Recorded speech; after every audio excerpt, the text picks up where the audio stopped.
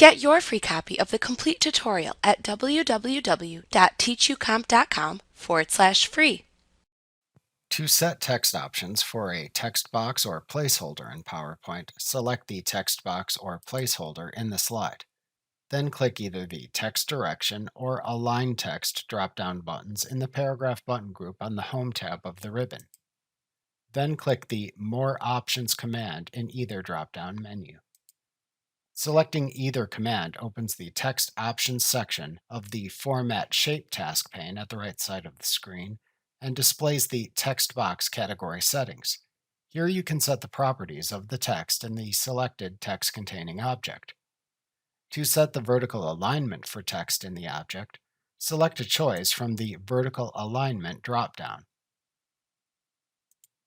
To select a desired text direction, select a choice from the Text Direction drop-down.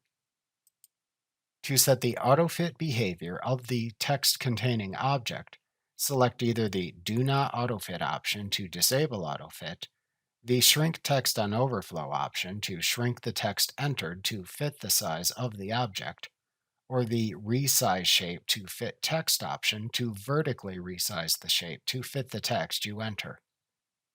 To set the internal margins of the text-containing object, enter the amount of spacing for the left margin, right margin, top margin, and bottom margin into the associated spinner box.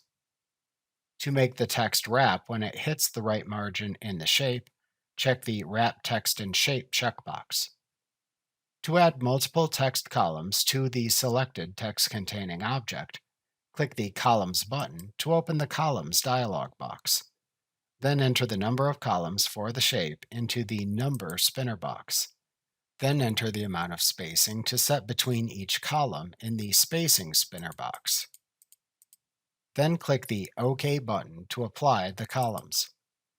After changing the text settings for a selected text-containing object, click the X button in the upper right corner of the Format Shape task pane to close it.